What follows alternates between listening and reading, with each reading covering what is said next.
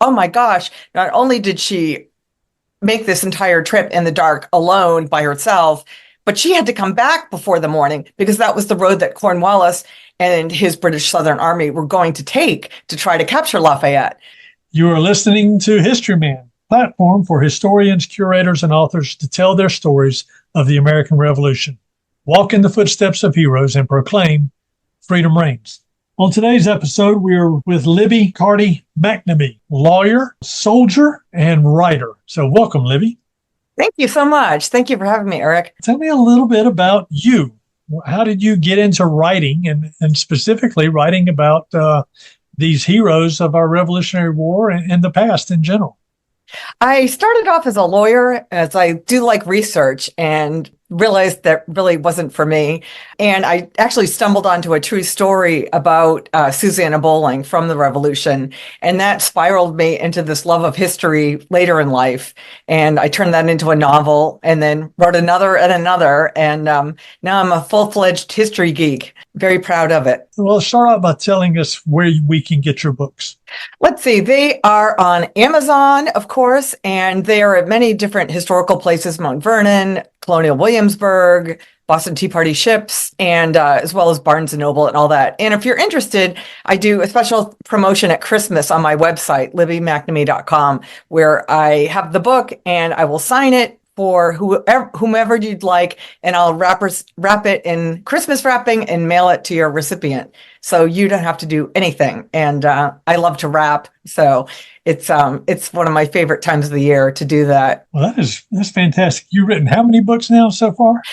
Well, I've got two books, Susanna's Midnight Ride and Dolly Madison in the War of 1812, and they're upper middle grade, young adult level. So I have study guides that go with each of those. And I also have two other books that are really anthologies. My friend Jenny Cody and I ran a writing camp for kids, and they each wrote a chapter in a book. And the first one was called The Epic Story of 1776. So they each would portray a character, important figure from 1776, and they wrote a chapter in that person's voice. And then we continued the next summer with mostly the same campers, and it was 1777 through 79. So I have those, basically I'm the co-editor of those books as well.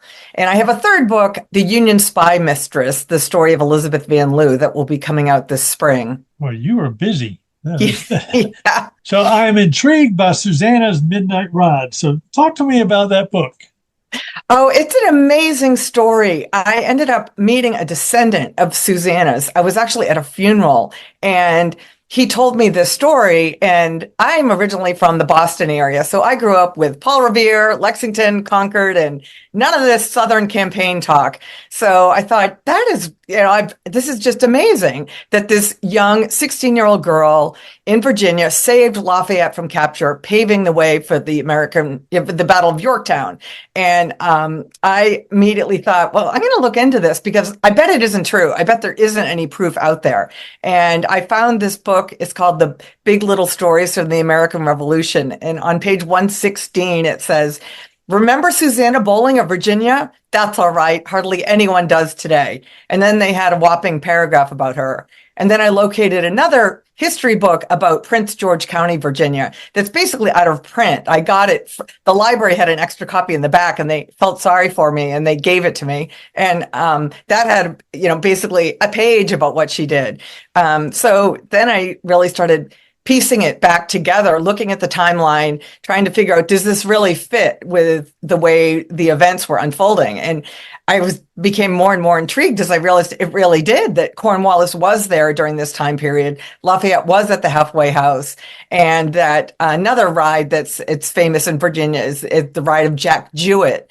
And Jack Jewett, his ride happened right after Susanna's ride, because when Susanna made her way to the halfway house in Chesterfield, Virginia, to warn Lafayette, and Lafayette evaded Cornwallis, that's when Cornwallis told Tarleton and his band of Green Brigadiers, sent them off towards Charlottesville to try to capture Jefferson and other members of the General Assembly. So that was really neat, of tag teaming that, and realized that it was kind of basically all part and parcel of the same interaction. as I researched the story, I really fell in love with the whole Southern campaign and realized that that's really where the revolution was won. And it was just very interesting. And it was neat to live in the area where I could research it. And I, met all these reenactors and interpreters. And at first I was very shy because I really didn't know that much. And it was just the most wonderful experience because they were just so happy that I was interested. And even though my questions may have been very dumb, they were very patient because their whole thing is that they find such joy in the process that they want to share the joy and bring more people in. So it was really remarkable as far as just making new friends and branching out and learning from other people. And that researching history doesn't have to be these big, thick, boring tomes that are going to put you to sleep, that it is getting out there and going to these reenactments and meeting people and building on that and even getting recommendations for books from people. I was getting books about spinning bees from, from Amazon in the mail. And I was thinking, oh my gosh, 5 years. I never would have thought I would be excited about receiving the history of American spinning. And I was, because this whole world was opening up to me. And it was fascinating, portraying this girl's story and really looking behind the battles. And I support the battles, I support the men and all of that. But it was very interesting of looking at the American Revolution as a 360 event that has the entire community involved, and that you needed the buy-in of the women, of the children, of everyone in society for this venture to work. And so I call these historical nuggets, and I'm sure you come across them too. But one of my favorite historical nuggets was finding several different books that, buried in a footnote there, they said that there were plenty of times that the men were ready to give up, and justifiably so. They've been shot. They have lice, they have disease, they're homesick, they're cold, they're hot, they're hungry, they're poor, they have no food. But that one of the main reasons they didn't give up is because they didn't want to go home and face their wives, because their wives would have been furious at them, because the wives were sacrificing so much in their own way. And that really just hit home for me, of realizing that these women were, in a lot of ways, were the backbone of the revolution. Because even if these men had succeeded in their mission and achieved the impossible of winning this war, if they came home and these Southern women had just given up and their farms had gone fallow and all their workers, all the enslaved, if everyone had just taken off, then they were all going to starve. So it was really neat of just realizing how brave these women were, of just to years on end of just, battling their Tory neighbors and having no protection and raising children and running a plantation or a farm that they weren't trained for, and trying to grow extra food and trying to make uniforms and learning how to spin when they hadn't been taught to spin as girls themselves. So I loved the moniker of the petticoat patriots of the American Revolution. Oh, that's a good moniker. That's a good Isn't name. it great? Right, that's fantastic. You have kind of established yourself kind of an anchor point in Williamsburg, in that colonial Williamsburg area. I met you at the Battle of Camden event here recently in Camden, South Carolina. Tell me a little bit about the geography of this book. What kind of layout of the land? Where would it be for our people who may be in other parts of the world? Tell us a little bit about the geography of this story. That's an excellent question.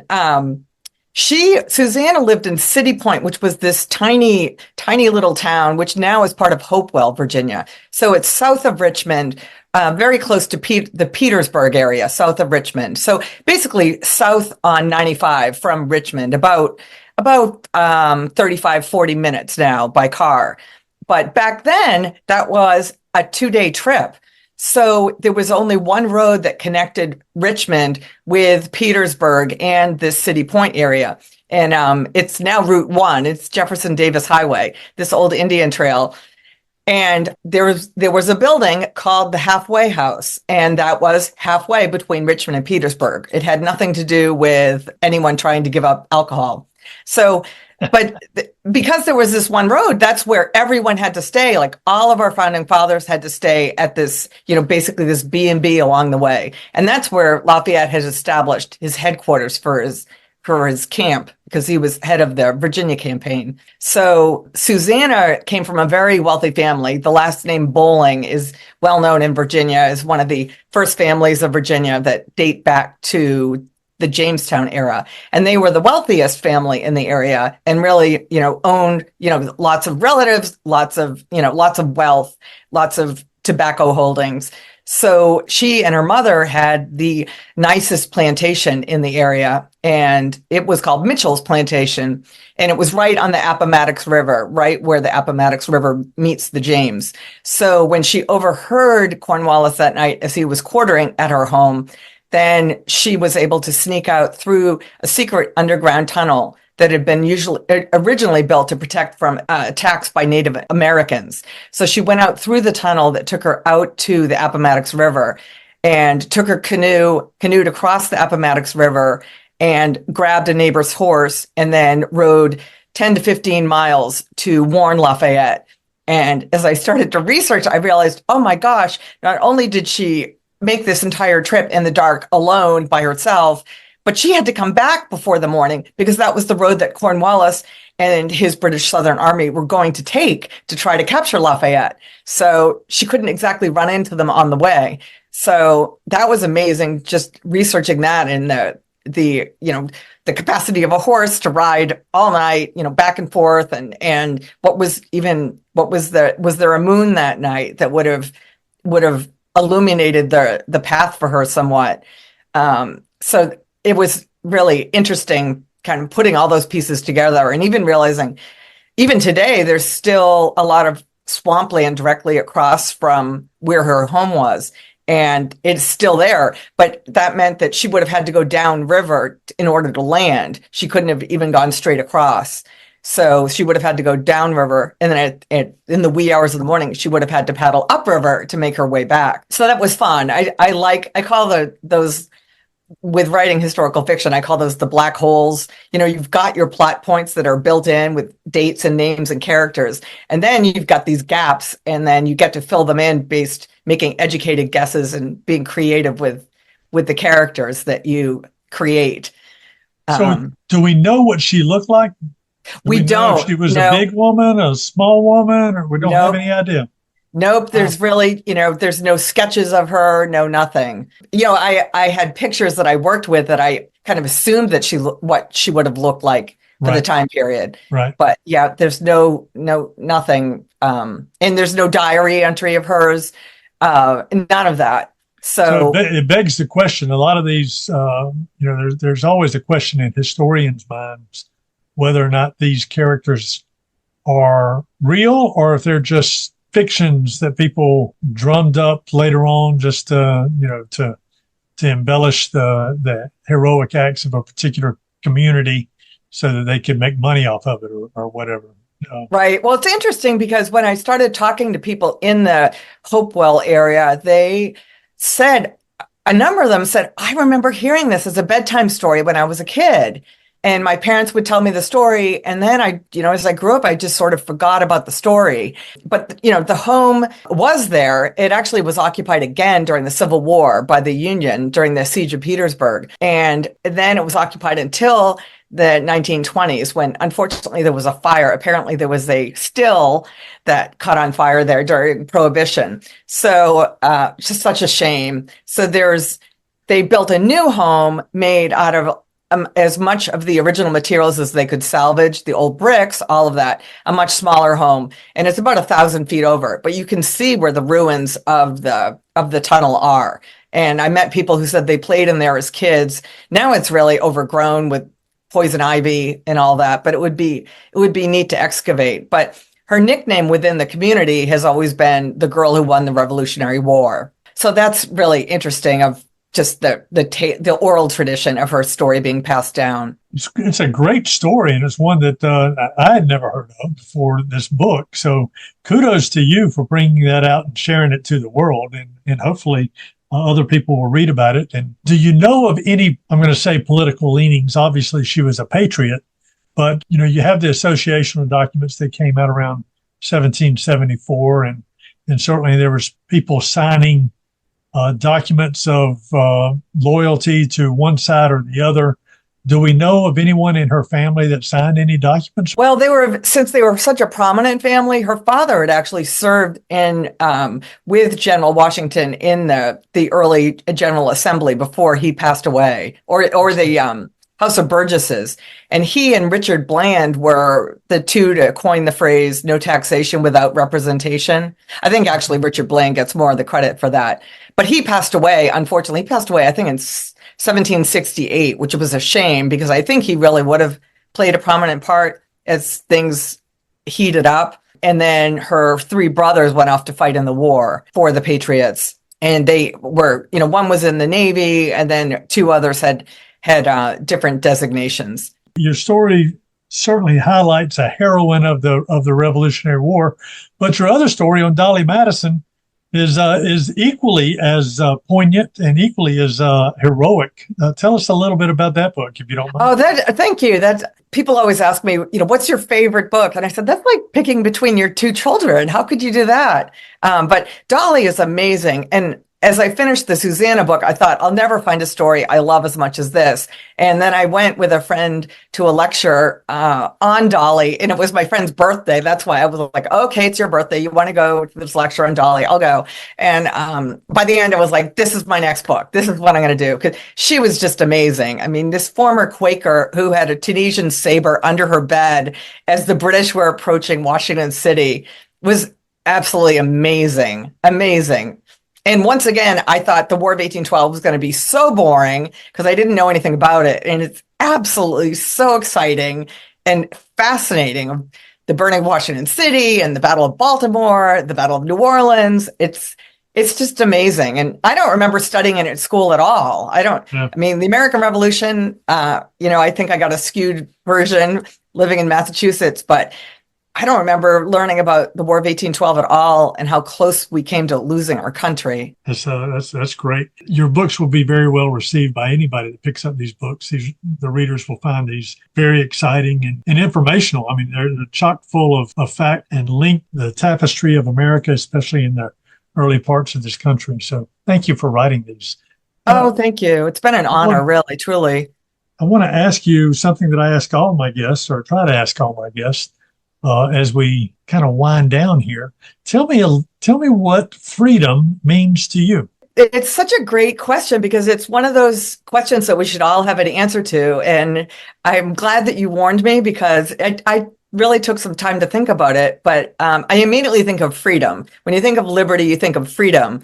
And it's the freedom to live as you wish, speak as you wish, and hold whatever political views you would like, and to hold whatever religious views you would like, and not be penalized for it. I think that's the bedrock of America. I think that's really what separates us in many ways from the rest of the world, and that's a tenuous thing in and of itself here in America. I mean, you see the political climate and how people are vilified on one side or another. But you are exactly right. And then when it gets to court, you being a lawyer, you understand where a lot of the rubber meets the road in the courthouse. Those rights that we have as Americans really are codified within the court system, especially when we talk about the amendments and what we as citizens are able to stand on, I guess, as principles of Americans. So kudos to you for being able to articulate that in such a fashion.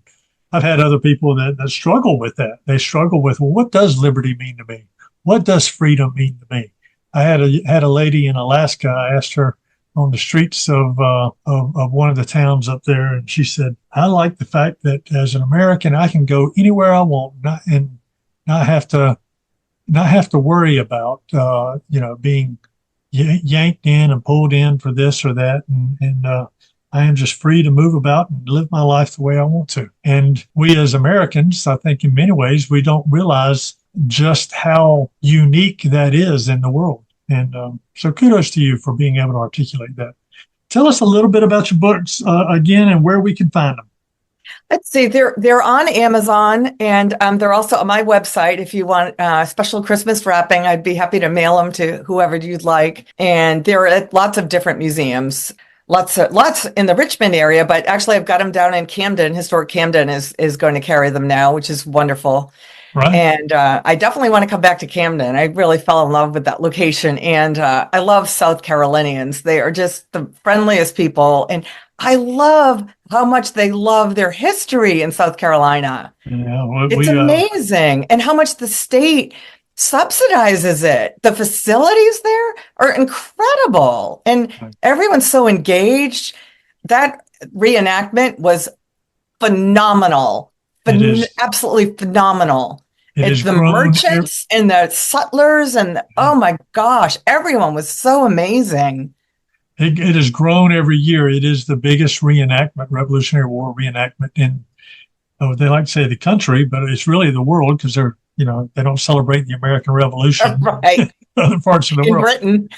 But we certainly do enjoy that here in Camden. We talk about November 5th, 1774. We talked about the Camden Resolves, which was kind of one of our first proclamations against British, saying that we want to put up our lives and fortunes to maintain our constitutional rights. We're very proud of that. And all those associational documents I really have fallen in love with because that's more of the everyday man, what they were thinking. And Thomas Jefferson, and he is held in high regard for a reason, and that is important. But prior to his Declaration of Independence, we had these associational documents that came out of all of these little communities, and Camden was one of them. We're very proud of it. We don't bow our head to anyone because we know we did a lot for the freedom of the world, here in South Carolina, as Virginia did, as Boston did. And well, listen, thank you so much. It's Susanna's Midnight Ride. And Dolly Madison, the War of 1812. And tell us your website right quick. My website, it's my name, LibbyMcNamee.com. So LIBBYMCNAMEE.com. Very good. Well, thank you, Libby. And thank you, Eric.